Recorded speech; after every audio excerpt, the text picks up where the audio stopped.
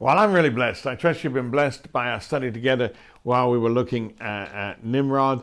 And now we're moving on to a very key point in the book of Genesis. This is the turning point, as you're going to see when we look at these 17 facts about Abraham and how they relate to the book of Genesis. But if you read today, Genesis chapter 11, as you're reading for today, and I just want to read a few of these verses from Genesis chapter 11. We read, "And Terah lived 70 years and begat Abram, Nahor, and Haran." So three brothers. The first one is Abram, Abram, who becomes the central character of our faith, the central character of the book of Genesis. And so this is very important as we're introduced to him here in chapter 11 of the book of Genesis. And now these are the generation of Terah. Terah begat Abram, Nahor, and Haran, it's repeated. And Haran begat Lot. Remember, Lot is the nephew of Abraham. This passage is explaining it all, so we understand. And Haran died before his father Terah. So he dies and leaving Lot as an orphan, had a mother but lost his father. And Terah in the land of his nativity, in Ur of the Chaldees. And Abram and Nahor took them wives. And the name of Abraham's wife was Sarai, and the name of Nahor's wife Milcah, and the daughter of Haran, the father of Milcah, and the father of Iscah. But Sarah was barren, she had no child. And we're going to find out that this was the central part of the message, how God gave her a miracle child. And we're going to be looking at keys to miracles and all kinds of things in this next part of our study. So make sure you continue joining me for everyday study. And Terah took Abram his son, and Lot the son of Haran his son's son, and Sarai his daughter-in-law, and his son Abram's wife, and they went forth with them from Ur of the Chaldees to go into the land of Canaan. We're gonna come on to this point, but they left Ur of the Chaldees in modern day Iran. Imagine that. We'll look at that. That Abraham, the first Jew, was an Iranian, and to go into the land of Canaan, and they came unto Haran and dwelt there. Verse 32.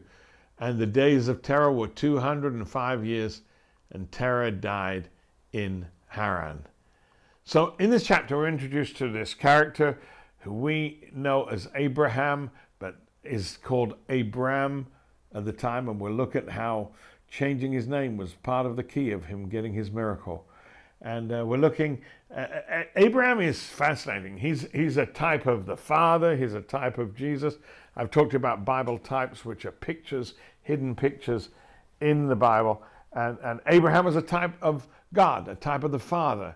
Number one, in his desire for children. You can compare that to Ephesians 1 verse 5. So God sent his son because he wanted a family. Number two, in offering up his only begotten son, Isaac. You can compare that to John 3 verse 16. God gave his only begotten son. Number three, in his sending for a bride for his son. You remember how he sent his servant to get a bride. And so God sent his Holy Spirit to get a bride for his son. Revelation 21 verse 9. And number four, in appointing his son heir of all things. Chapter 25 and verse 5, it says, and Abraham gave everything to Isaac. So here we see in Abraham a type or a picture of God, his desire for children, his offering up his son, his sending for a bride for his son, and appointing his son heir of all things. But not only was Abraham a picture or type of God, but Abraham is also a picture or type of Jesus, of Christ, leaving his father's house at the call of God, the one through whom all of the families of the earth will be blessed. Well, let's look then at these fascinating facts about Abraham as they relate to the book of Genesis. I encourage you to write these down. Number one, chapter 12 is the dividing point of Genesis. Not numerically, but in the story as it goes. Chapter 12 is the dividing point in Genesis. Number two, the first 11 chapters cover four major events: creation, the fall, the flood, and the Tower of Babel. Number three, the remaining 39 chapters cover four major characters: Abraham, Isaac, Jacob, and Joseph. Do you see that? The first 11 cover 4 major events: creation, the fall, the flood, the Tower of Babel. And now these remaining 39 chapters cover 4 major characters: Abraham, Isaac, Jacob, and Joseph. Number 4, the first 11 chapters cover a period of approximately 2,000 years. Half of the recorded history before Christ is covered in those first 11 chapters of Genesis, which makes me not feel so bad that it took us over 130 studies to cover that period, because it covers half of recorded history. And number 5, the remaining 39 chapters of Genesis cover just 350 years. Number 6, more than 3/4 of the book of Genesis is occupied with telling the story of Abraham, Isaac, Jacob, and Joseph. More than 3/4 of the Bible, more than 3/4 of Genesis cover those 4 lives.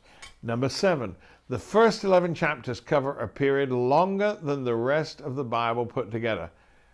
Again, makes me feel a little bit better that I took so long teaching you through the first 11 chapters of the Bible. But think about that. The first 11 chapters of the Bible cover a period longer than the rest of the Bible put together. Isn't that amazing? Number 8, though most think of the central character of this next section as Abraham, this name resulted from many years of God dealing with him. As I've said in our introduction, it's not Abraham and Sarah. He's known as Abram, and his wife is known as Sarai. Number 9, while we think of Abraham as the father of the Jewish people, remember originally he was an Iraqi from Ur of the Chaldees. Number 10, Iraq was the location of the Tower of Babel. Number 11, and this is powerful, the first Jew was a Gentile. Think about that. That's how Abraham can be the father of Jew and Gentile. The first Jew was a Gentile. Number 12, the first Hebrew was a heathen. Ur of the Chaldees was known for moon worship, for worshipping the moon. Number 13, it's for this reason Abraham is uniquely qualified as the spiritual father of both Jews and Gentiles. Number 14, it was 2,000 years from Adam to Abraham. Did you get that? 2,000 years from Adam to Abraham. But then it was a further 2,000 years from Abraham to Jesus Christ. Isn't that fascinating? So in this first 11 chapters, I'm feeling really good about how long we've been studying together now. In the first 11 chapters of the Bible, it covers 2,000 years of history. And the rest of the Bible combined, from Abraham to Christ, is just 2,000 years. Number 16, unlike Nimrod, who we see came from the cursed line of Ham, Abraham was a descendant of Noah through Shem. And of course, Christ comes through that same line. And number 17, and we'll maybe share something about this tomorrow, because to me this is the most important thing in the life account of Abraham. Abraham finally didn't get his miracle until he did 3 things. Abraham had to do 3 things before he got his miracle child. Well, I don't want to tell you what those 3 things are, but you're going to have to join me to find out in our next program, because I believe the 3 keys that got Abraham his miracle are the 3 keys that will unlock a life of miracles for you. Thanks very much for joining me today. Can't wait to share with you in our next program.